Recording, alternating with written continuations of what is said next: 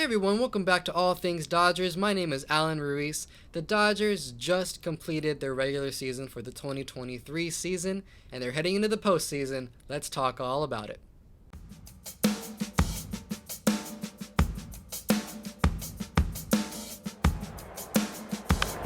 Parks this ball, left center field. On an 0-1, hits one a ton, way back. Reyes fires, swinging a drive, deep left field.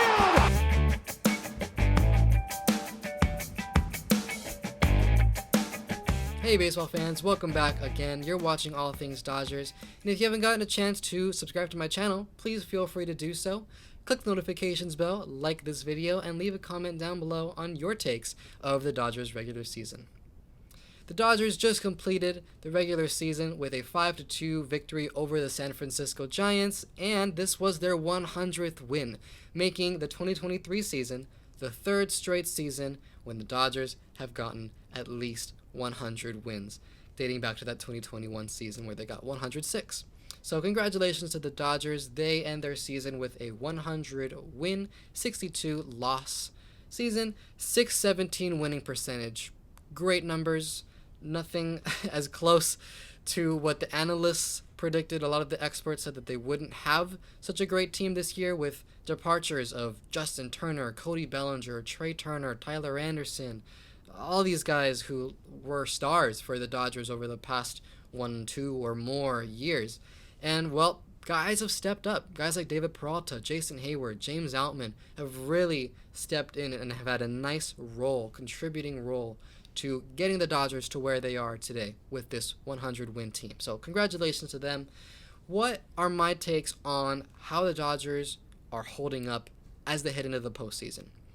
We know that the National League and American League Wild Card Series, which is a best-of-3 series, will begin on Tuesday, but the Dodgers have performed well enough throughout the season to receive a bye to the National League Division Series, which means they won't have to play the Wild Card Series.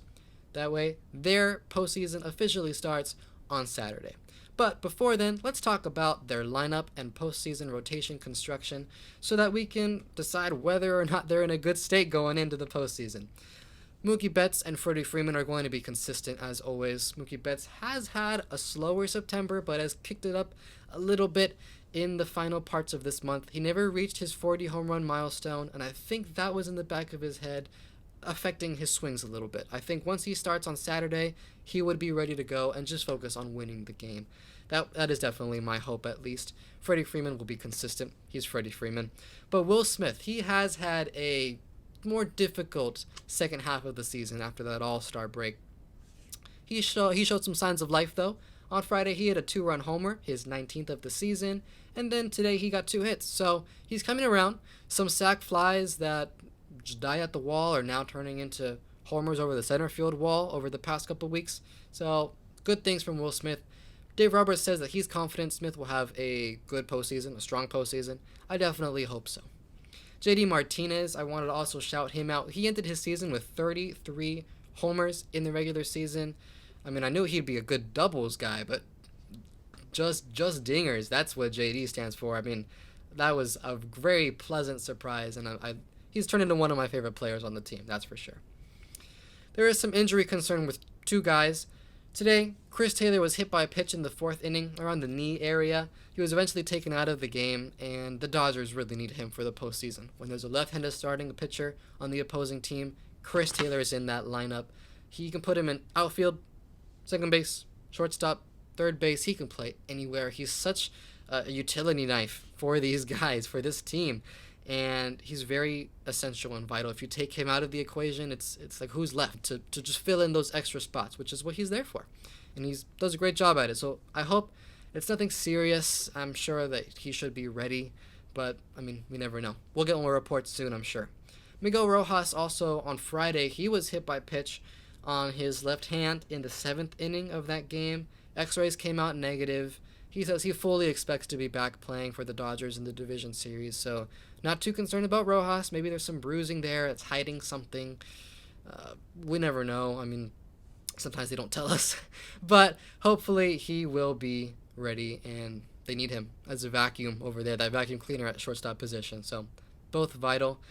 But, I mean, the lineup, I'm not worried about this lineup. It's the pitching rotation that might be a little bit more shaky. It's definitely what the analysts are pointing to as the weakness for the Dodgers heading into the postseason. Who's the Game 1 starter for the division series on Saturday? Dave Roberts says that it's lining up to most likely be Clayton Kershaw. He definitely deserves it. How has he performed as of late?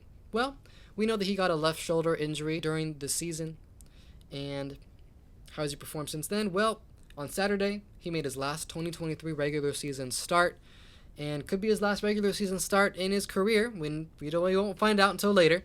But he went 5 1/3 innings, 2 earned runs, 5 strikeouts, and 2 walks. So did well. Those 2 walks is what I was looking for. I mean, his control is what he's going to really need to focus on, because ever since that injury, his velocity has dipped a couple miles per hour. So he really needs to locate and command the strike zone and rely on that to get batters out. And he did very good. I mean, he is using his changeup. He never was able to figure out a changeup in his career, and now he's finally figuring something out. I'm really excited to see how that pitch develops. And it just adds variation in his pitch mix and makes the game exciting as a fan to watch Clayton Kershaw. Bobby Miller is going to most likely be the Game 2 starter for the Dodgers in the division series. He went 4 innings today, 4 strikeouts, and 0 earned runs. Short start, probably just trying to preserve his arm. I'm not worried about Miller at all. Lance Lynn might be the Game 3 starter. There's some questions about whether or not he will be added to that postseason roster with his home run issue all season long, really. On Friday night, he went 6 innings against the Giants, 2 earned runs, and 4 strikeouts. So he did well. Didn't start off his outing well. Allowed 2 guys to get on base, but he hunkered down and got through those 6 innings, something that I think the Dodgers will be very interested in for their rotation in the postseason. On top of those guys, you've got Ryan Yarbrough, Ryan Pepio, Emmett Sheehan, Michael Grove. These pitchers who might not be your ace starting pitchers, but they can go 4 or 5 innings, possibly 6, if you want to use them in that role.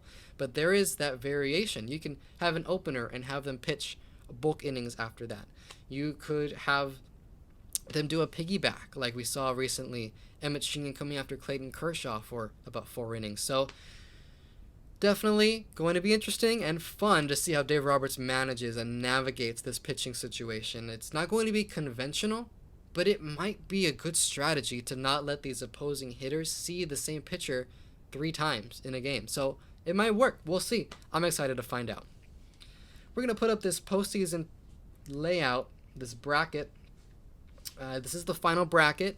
As you see on the bottom right, the Atlanta Braves took the number 1 seed in the postseason, as well as the Dodgers got the number 2 seed. Both of them got byes to the National League Division Series. They won't have to play the Wild Card Series. Dodgers will play the winner of the Wild Card Series against the Arizona Diamondbacks and the Milwaukee Brewers. So between the Arizona Diamondbacks or Milwaukee Brewers, who would I rather that the Dodgers play? I'm going to say the Diamondbacks, and here's why. The Brewers have very scary starting pitching. You've got 2021 Cy Young Award winner Corbin Burns, Freddie Peralta, Brandon Woodruff. That's the top 3 right there. They can go 7 innings and not allow more than 5 hits. You know, they can lock down hitters and get strikeouts and just make it so that the Dodgers have only a couple innings to come back after they are taken out of the game, if it's a 7th inning take out of the game situation. So very scared of that. The Dodgers are 5-1 against the Brewers this season. I don't think that's very representative of how the Brewers have performed this season. I mean, they got Mark Canha and Carlos Santana at the trade deadline. They've been very good since they have joined the team. Good contributors. Christian Yelich has had a resurgence of a season. You have Devin Williams in the back of that bullpen as a closer. So very daunting task to play the Brewers in a best-of-5 series. But Diamondbacks can be just as daunting. They have Merrill Kelly and Zach Gallen. They have Rookie of the Year favorite Corbin Carroll. Hitters such as Lourdes Gurriel Jr., Christian Walker, Alec Thomas. I mean, these guys play with fire. They play with passion. They're excited with how well they performed this season, and they want to carry that into a deep October run. The Dodgers have an 8-win, 5-loss record against the Diamondbacks this season. They've seen them more than the Brewers, and from what I have seen from that greater amount of games against the Diamondbacks is the stolen bases. The D-backs ended their season with 166 stolen bases, and the Dodgers with 105. That's 61 stolen base difference between the two teams. These guys like to run, and what I'm worried about is if Kershaw isn't locating well in his start on Game 1. He walks a batter. Let's say it's Corbin Carroll. Carroll steals second base, and Will Smith or Austin Barnes' throw goes into center field. All of a sudden, Carroll's at third base, and now a sac fly can bring a run in. And that might be the decider of the game, and then eventually the series. You can just think about all the different scenarios where one stolen base can change the momentum. And so I think the Dodgers are going to have to really be careful with the running game against the Diamondbacks. That's what I'm scared about when I see the Arizona D-backs. So that is my takeaway. I'd rather have Dodgers play the Diamondbacks. I think that their pitching rotation is in a not traditional, but I think a strong state going into the postseason. Lineup, I'm very confident in. They've shown that they can keep up with the best of the best. If you even look back at the Atlanta series not too long ago. So I'm very excited for this postseason. It's going to be my first postseason analyzing and being on YouTube with you guys and reacting with all of you. So please continue to support my channel. I really appreciate all the support that I've gotten so far. If you haven't gotten a chance, please subscribe to my channel, leave a like on this video, click the notifications bell, and leave a comment down below about your high points and low points of the Dodgers regular season and what you want to see out of them in the playoffs. So thank you everybody for watching. My name is Alan Ruiz. Go Dodgers, and I will see you next time on the next episode of All Things Dodgers Postseason Edition.